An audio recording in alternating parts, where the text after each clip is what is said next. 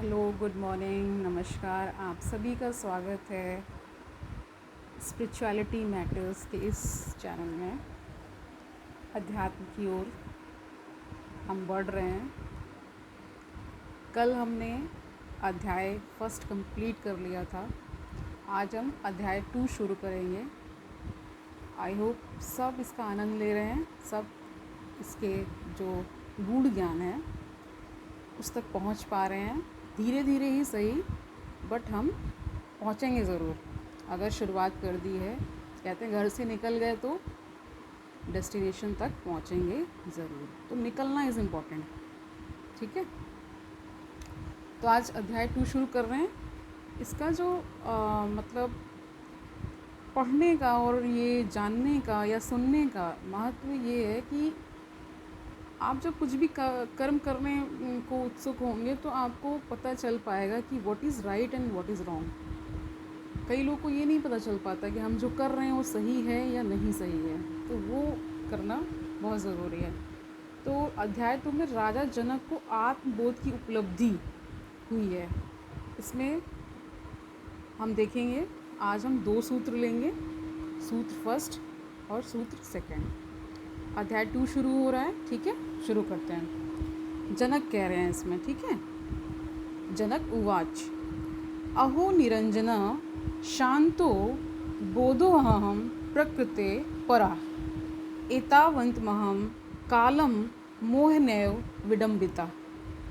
और जानते हैं, राजा जनक को अष्टावक्र का उपदेश सुनते ही आत्मज्ञान हो गया और वे कहते हैं कि मैं निरंजन अर्थात सभी दोषों से परे हूँ, शांत हूँ, बोध हूँ, प्रकृति से परे हूँ। आश्चर्य है, लेकिन मैं इतने समय तक मोह द्वारा ठगा गया हूँ, ये कह रहे हैं वो। ठीक है, व्याख्या देखते हैं। कई जन्मों तक कथा प्रवचन सुनते हैं, परंतु उनके साथ परीक्षित सा नहीं घटता। परीक्षित मृत्यु के डर से विचलित था। 7 दिन श्रीमद् भागवत सुना और डर न जाने कहाँ चला गया। उन्होंने मृत्यु रूप तक्षक के सम्मुख अपना पांव बढ़ा दिया, क्योंकि उनको विश्वास हो गया था कि शरीर मरण धर्मा है, यानी ये तो नष्ट होगा ही होगा। शरीर क्या है, शरीर का स्वभाव क्या है, शरीर का धर्म क्या है कि वो नष्ट होता है और आत्मा मृत्यु को प्राप्त नहीं होती है। और आत्मा तो मृत्यु को प्राप्त होती नहीं है। शुकदेव के समान गुरु हो और परीक्षित के समान श्रोता, तभी ऐसी घटना घट सकती है। ठीक इसी प्रकार महाज्ञानी अष्टावक्र के सानिध्य में आते ही राजा जनक का भी ज्ञान रूपी दीपक जल उठा, जिसके द्वारा उनका संपूर्ण अज्ञान रूपी अंधकार विनष्ट हो गया। वे आत्मा के शासन में प्रतिष्ठित हो गए। उनका मोह, ममता, तृष्णा, आकांक्षाएं, आशाएं, स्वाभिमान इत्यादि सब भ्रम की भांति दूर हो गए। उनकी पूरी विचारधारा ही परिवर्तित हो गई। यह संपूर्ण संसार स्वप्नवत हो गया। जैसे स्वप्न के जागने पर स्वप्न में देखी गई समस्त माया विनष्ट हो जाती है, वैसे ही जनक को आत्मज्ञान हो जाने के पश्चात यह संसार माया और भ्रम के जैसा लगने लगा। ठीक है, अब वे अपने आप को संसारी गृहस्थ ना समझकर आत्मा मानने लगे। शरीर, मन और प्रकृति से संबंध टूट गया। इच्छा वासना समाप्त हो गई, आसक्ति मिट गई। एक नवीन जीवन का सूत्रपात हो गया। यह सब कुछ अचानक नहीं हुआ था, वरन जनक समझ भी नहीं पाते। पूर्ण की योग्यता थी, शक्ति के अवधारणा की क्षमता तो थी। तभी वे आश्चर्यचकित हो गए और कहने लगे कि आश्चर्य है, मैं आत्मरूप हूँ, इसलिए मैं निरंजन यानी सभी दोषों से परे हूँ, आत्मवत शांत हूँ, स्वयं ज्ञान हूँ, साक्षी हूँ, प्रकृति से परे हूँ, मैं दीर्घकाल से मोह के द्वारा ठगा जा रहा हूँ। यानी कि कह रहे हैं कि मैं वो सब कुछ हूँ जो आत्मा है, और ऐसा क्या हो गया था कि मैं इतने समय तक मोह में पड़ा रहा, मुझे पता ही नहीं चला। ये कह रहे हैं, जिसके कारण वास्तविकता का ज्ञान नहीं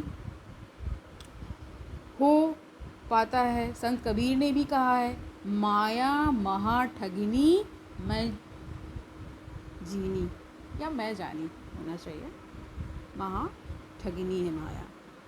यह माया मोही है, जिसके प्रभाव के कारण यह संसार जैसा है वैसा दिखलाई नहीं पड़ता, बल्कि भिन्न प्रकार का दिखलाई पड़ता है। जनक का यह माया रूपी आवरण दूर हो गया, उनको अपने स्वरूप का ज्ञान हो गया, और उस कारण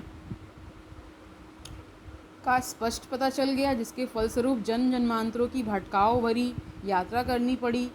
यही गुरु की महिमा है, जो लोहे को स्वर्ण बना देती है, एवं शिष्य की भी योग्यता है तो स्वयं को बदलने को तैयार है।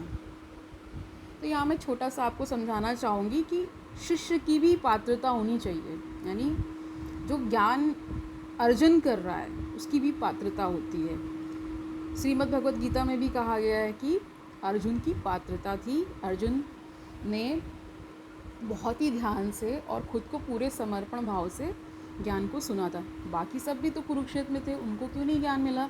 क्योंकि उनमें वो पात्रता नहीं थी। ठीक है, आगे बढ़ते हैं। तो स्वयं कह रहे शिष्य की भी योग्यता होती तो स्वयं को बदलने को तैयार है। जनक अब स्वयं को निर्दोष मानते हैं। पाप पुण्य कर्म इत्यादि का सारा माया जाल टूट गया। यह माया का जाल सिर्फ अहंकार के कारण है, जिसके कारण मनुष्य अपने आप को कर्ता समझता है। जब कर्तापन ही समाप्त हो गया तो पाप पुण्य आदि कर्मों का उसके ऊपर क्या असर हो सकता है? ज्ञान रूपी अग्निकुंड में यह जलकर भस्मीभूत हो गए हैं। वास्तविकता का ज्ञान ही पर्याप्त है, और यह सब एक श्रेष्ठ गुरु के संपर्क में आने से हुआ है। इसलिए कहते हैं कि गुरु की महिमा इसीलिए है क्योंकि ज्ञान उन्हीं से प्राप्त होता है। ठीक है, हम नॉर्मल भी एजुकेशन जो लेते हैं तो एजुकेशन जो सिस्टम है, गुरु की टीचर की महत्ता क्यों है कि गुरु हमें क्या करता है, हमें एक तरह से वो आकार देता है। ठीक है, ज्ञान रूपी जो कह सकते हैं जो जीवन है, कुल मिलाकर पढ़ाई तो एक अलग चीज़ है कि हम नॉर्मल हिस्ट्री मैथ साइंस ये सब पढ़ रहे हैं, लेकिन उसके साथ साथ जो हमें मोरालिटी का ज्ञान है, हमें सही गलत का ज्ञान है, वो सब जो टीचिंग्स हैं वो एक टीचर देता है। और कोई जब समझा देता है ना, खुद से पढ़ने में और कोई समझा कर जब हमें पढ़ाता है, बहुत फ़र्क है, क्योंकि वो अपना अनुभव भी देता है ना कि उसने क्या सीखा, उसने क्या उस बुक से एक्सट्रैक्ट किया। ठीक है, आगे बढ़ते हैं। कहते हैं कि ज्ञान रूपी अग्निकुंड में यह जलकर भस्मीभूत हो गए हैं। वास्तविकता का ज्ञान ही पर्याप्त है, और यह सब एक श्रेष्ठ गुरु के संपर्क में आने से ही हुआ है। गुरु ने क्या कह रहे हैं, कैटलिटिक एजेंट का कार्य किया है। कैटलिस्ट तो पता है ना आपको, वन हु मतलब उसको ऑल्टर कर देता है, या तो उसकी स्पीड को बढ़ा देता है या कम कर देता है। तो दो टाइप्स के catalyst, negative and positive catalyst are there. क्योंकि मुझे साइंस का बैकग्राउंड है तो मुझे पता है। तो कह रहे हैं कैटलिटिक एजेंट का काम कर रहा है, मतलब उसको एक तरह से जो स्लो रिएक्शन चल रहा था उसको बढ़ा दिया है।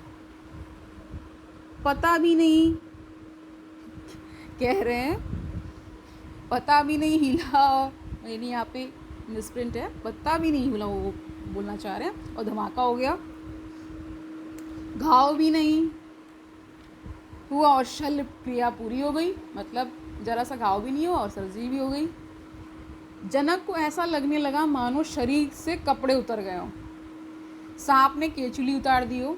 शेर का बच्चा भेड़ों के समुदाय में पलने से अपने को भी भेड़ मानने लग गया था, घास फूस खाकर और भेड़ के सदृश हो गया था। परंतु जब उसने पानी में अपना चेहरा देखा, शेर की आवाज़ सुनी, खून का स्वाद एक बार चखा कि उसके भीतर का शेर जागृत हो गया, और वह उसी प्रकार गर्जना करके भेड़ों के समुदाय को छोड़कर शेरों के साथ जंगल में चला गया। एक एनालॉजी दी गई है कि जब हमें स्वयं का ज्ञान होगा ना, तो ये शरीर जो है ना, आपको ऐसा लगेगा जैसे सांप नहीं होता है, वो अपनी केचुली उतारता है, अपनी स्किन को निकाल देता है एक समय के बाद, कुछ समय के बाद, तो वैसा ही कुछ होता है। ठीक है, यह था स्वयं की सुप्त प्रतिभा का जागरण एवं गुरु की महिमा, जिससे अपने स्वरूप का ज्ञान हो गया और खोई हुई स्मरण शक्ति वापस आ गई। गुरु ने सिंह बनाया नहीं, केवल उसके स्वरूप का बोध कराया। यानी आप वो हैं ही, बट बोध कौन कराएगा? गुरु कराएगा। और जैसे ही वो स्मरण हो जाएगा, सब बदल जाएगा, ये कह रहे हैं। स्वरूप का ज्ञान हो गया और खोई हुई स्मरण शक्ति वापस आ गई। गुरु ने सिंह बनाया नहीं, केवल उसके स्वरूप का बोध कराया। अर्थात गुरु ने कुछ भी नया उत्पन्न नहीं किया, अपितु उसके वास्तविक स्वरूप का ज्ञान कराया है। यही है आत्मज्ञान का वास्तविक स्वरूप, यही है निज स्वरूप, जिससे मात्र पहचानने की ज़रूरत है। दूसरा सूत्र देखते हैं। यथा प्रकाश यामेको देहमेनम तथा जगत अतो मम जगत सर्वमत्वा न च किंचन।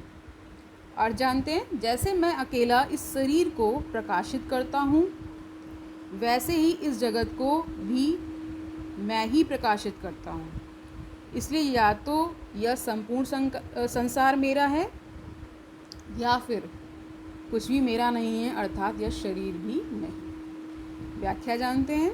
इस सूत्र में राजा जनक अपने आत्मज्ञान की अभिव्यक्ति करते हुए कहते हैं कि मैं शरीर नहीं आत्मा हूँ, इसलिए यह मेरा शरीर मुझसे ही प्रकाशित है।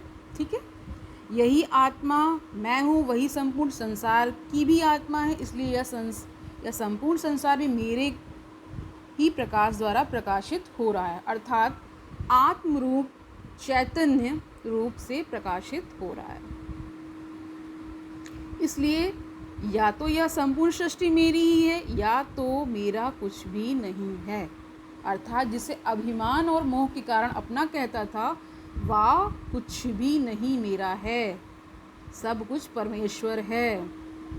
आत्मा से अलग इस संसार का अस्तित्व नहीं है।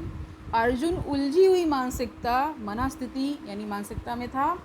क्षत्रिय होने के कारण उसके अंदर घमंड ज़्यादा था, इसलिए वह 1000 प्रश्न उठाता था, अनेकों तर्क देता था, लेकिन तत्व ज्ञान को ग्रहण नहीं करता था। जनक ना तर्क देते हैं, ना ही प्रश्न करते हैं, क्योंकि उनकी भूमि पूर्व से ही निर्मित थी, पात्रता पूर्ण थी, इसलिए वे उपदेश को सीधा पी गए। एकदम केंद्र का, उस मूल सत्ता का स्मरण वापस आ गया। यह सभी आश्चर्य की ही बात थी। तो आज के लिए इतना ही, कल फिर से मिलते हैं। आई होप आप अच्छे मतलब कह सकते हैं कि अच्छे कर्म पे आप फोकस कर रहे होंगे, सन्मार्ग पर चलने की कोशिश कर रहे होंगे। इस ज्ञान का मेन जो इसका उद्देश्य है वो यही है कि हमें सत्कर्म की ओर प्रेरित करना। हम ऐसे जिएं कि जिससे सबका भला हो, सभी खुश रहें, सभी आसपास एक खुशनुमा माहौल बनाएं, एक पॉजिटिविटी क्रिएट करें, तो अच्छा ही होगा। हरिओम तत्सत।